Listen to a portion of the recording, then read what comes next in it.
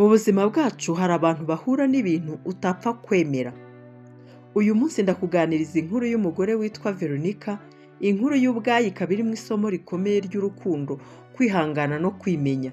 Ni umugore washyingiwe inshuro zirenga 20, ariko ubu ngubu akaba ari single. Bivuga ngo ari wenyine mu gahinda kenshi kuko nta mugabo n'umwe muri abo 20 bari kumwe.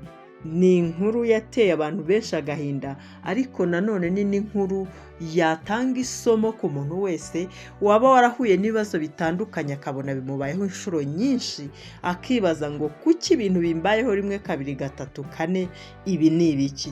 Iyi nkuru ya Veronica numara kuyumva ubwawe urahita wongera wumve ko kwihangana ari ngombwa mu buzima, kandi ko ibintu byose umuntu ahura nabyo rimwe na rimwe aba ari igeno ry'ubuzima. Nguhaye ikaze kuri Rama Family. Ndahamya neza ko nkurikiye wakoze subscribe. Nizere kandi ko utashobora kugenda udakoze like, uzagenda udakoze comment. Nguhaye ikaze nanone kuri Rama Family. Veronica yavukiye mu muryango usanzwe, aho ababyeyi bamutoje gukunda abantu no kubaha urukundo. Akiri umukobwa muto yari afite icyifuzo kimwe: kuzashyingirwa agasangira ubuzima n'umugabo bazabana iteka. Yabaye umukobwa w'umutima Veronica, urangwa n'urugwiro, imico myiza ndetse n'ikinyabupfura. Kubera ibi byose ntiyaburaga abamubwira ko ari we mwiza kurusha abandi. Igihe Veronica yari afite imyaka 18 yaje guhura n'urukundo rwe rwa mbere. Byari byiza cyane. Umugabo wa mbere yamusabye ko bazabana akaramata. Barashyingiwe mu birori bito ariko byuzuye ibyishimo. Ariko nyuma y'umwaka umwe gusa urugo rwarasenyutse. Amakimbirane adasobanutse, kudahuza mu bitekerezo, kutizerana, byose byatumye Veronica yisanga ari wenyine. Ntiyigeze acika intege. Veronica mu myaka 2 yakurikiyeho yaje kongera guhura n'umusore mwiza wamutetesheje cyane. Yari yizeye ko noneho ibihe byiza bigiye kuza. Barashyingirwa, ariko bidatinze ibyishimo byahindutse amarira. Umugabo we yagaragaje uburangare, kutita ku rugo no guhahira Veronica.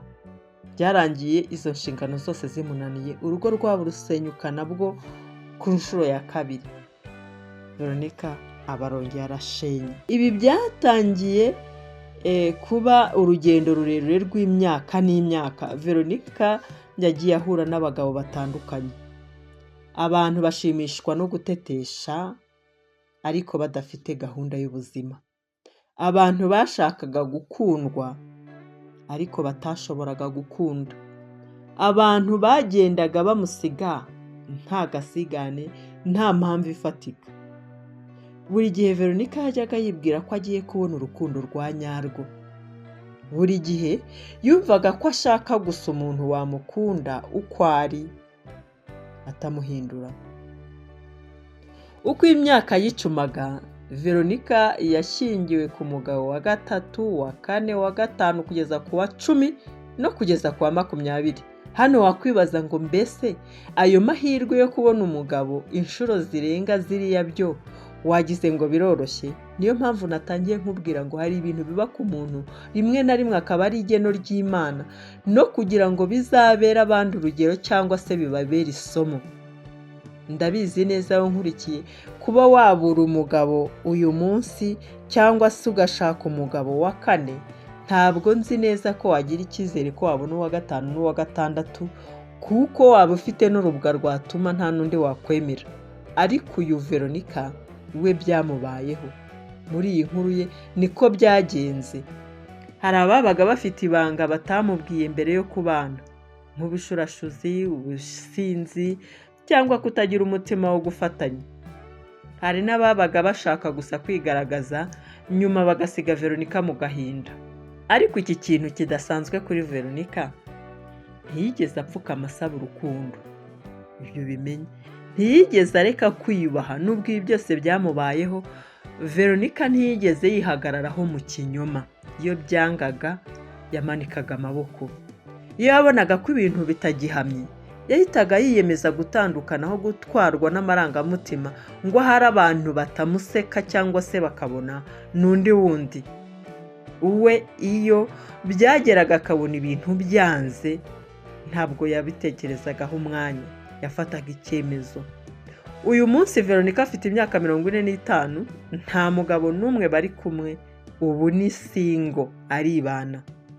Ariko umunsi umwe Veronica yari icyatekereza ku rugendo rwe, nta kiniga cy'agahinda, ahubwo afite ishimwe.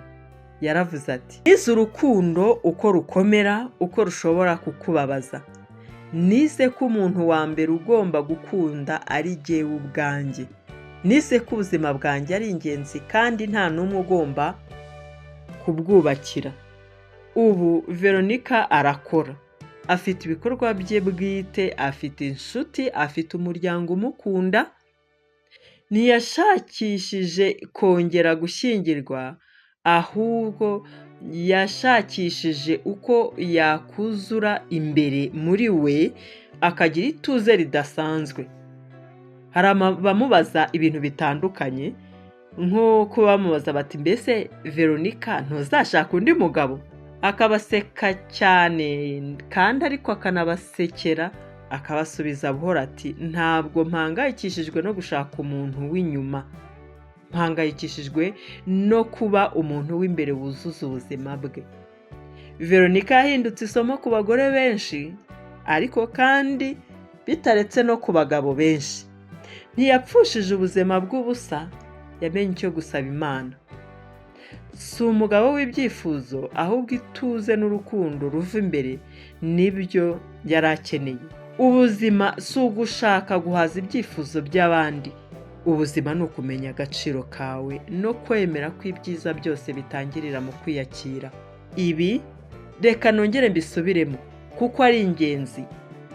Wowe nkurikiye kuri Rama Family, nongere nkwibutse iyi nkuru ya Veronica, yongere ikwibutse ko ubuzima atari ugushaka guhaza ibyifuzo by'abandi ngo bazabibona gute, bazabivuga gute. Ahubwo ubuzima ni ukumenya agaciro kawe no kwemera ko ibyiza byose bitangirira mu kwiyakira. Si ubwa mbere mbivuga no mu biganiro bitandukanye, narabivuze. Veronica ni isomo ry'uko nta mpamvu yo kwiheba.